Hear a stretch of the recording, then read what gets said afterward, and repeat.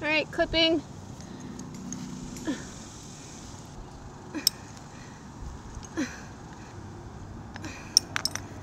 All right, you can take. Okay, you can lower.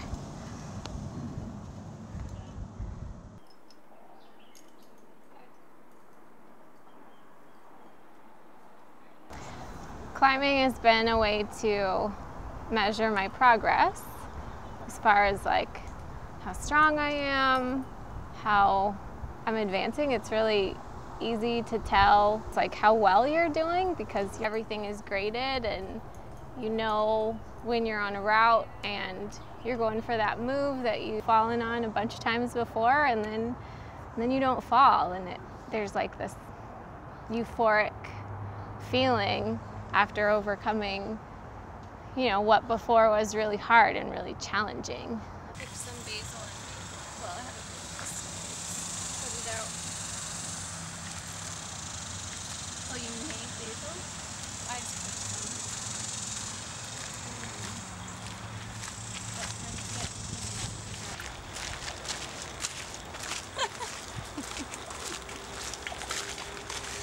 Just act natural, right? Something like that.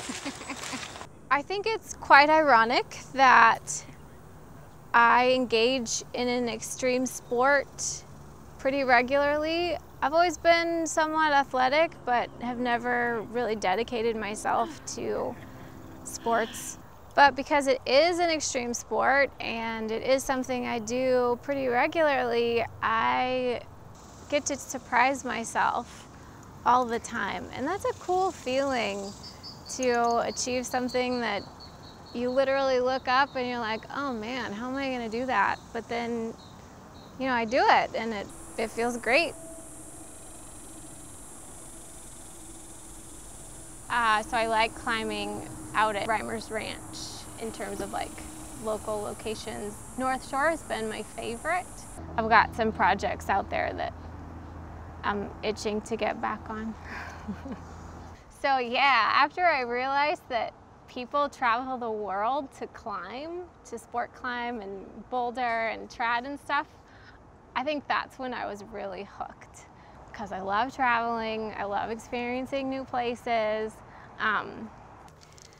There's always going to be that climbing community if you're going somewhere for that reason. My name is Hannah Zamora. I'm 32 years old. I've lived in Austin off and on for the last 10 years, and there's a lot in this area that caters to sport climbers. There's a lot of places on the Greenbelt that I like. Seismic Wall is one, but there are a lot of places I haven't even been to yet, like Urban Assault. There are places like Enchanted Rock that I've never been to. So I really look forward to getting to know Austin, this place that I've been in for over a decade, just in a different way, I guess.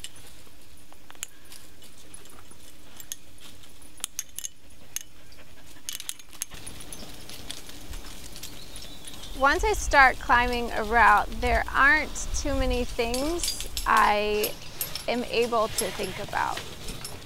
Just doesn't allow for thoughts about what's going on at home or last week or next week. It's just you on the wall.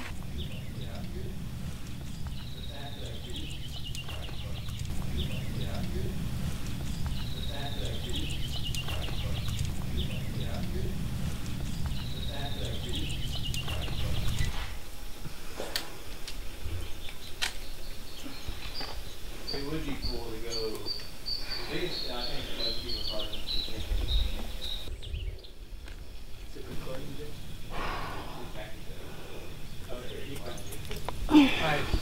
Good job, Karen.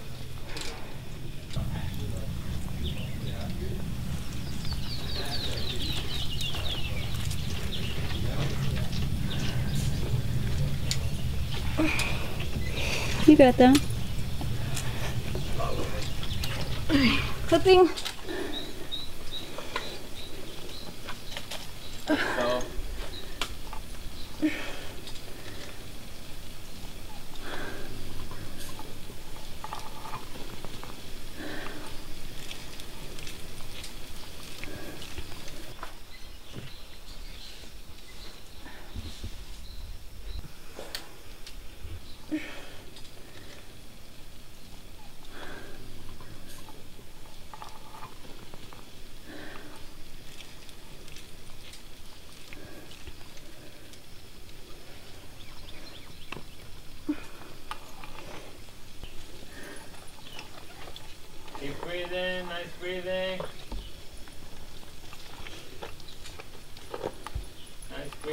good strong legs. Nice. Yeah.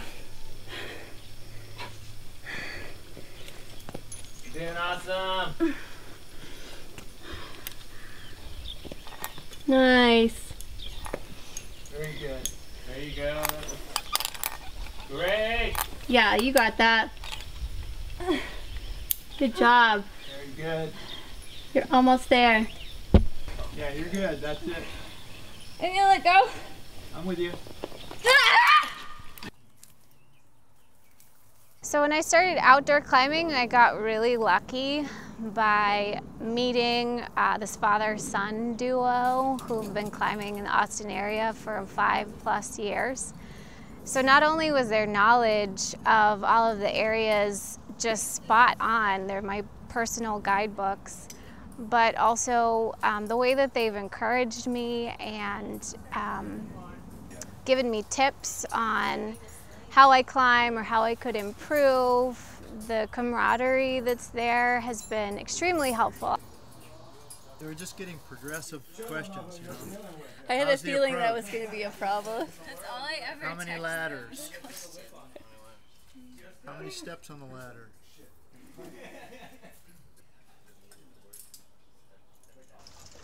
So yeah, Karen got introduced to us from a mutual friend. It was one of her first times outside.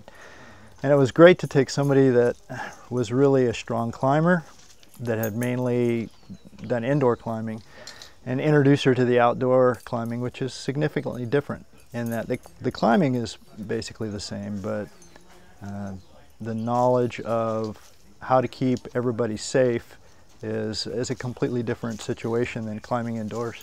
Would you say her climbing has changed since you guys first came? Her climbing has changed tremendously. Her knowledge, her competency of how to climb outside, both in terms of her climbing ability and how she's been able to progress through the grades.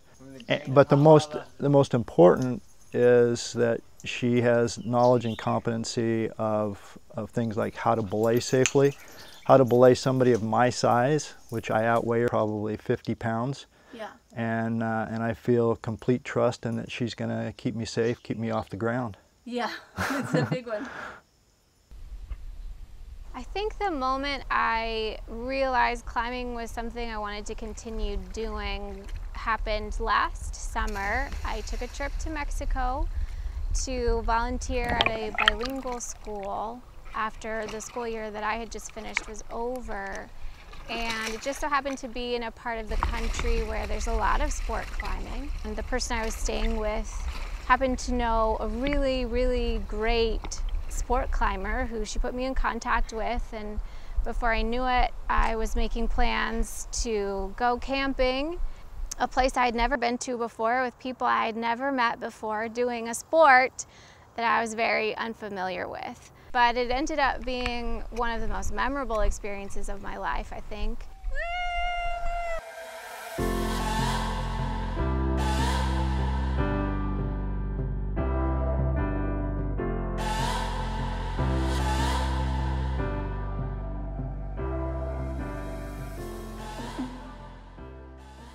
Starting this film project with Hannah, when she told me she wanted to do this, I kind of just thought, yeah, okay, I'll try it.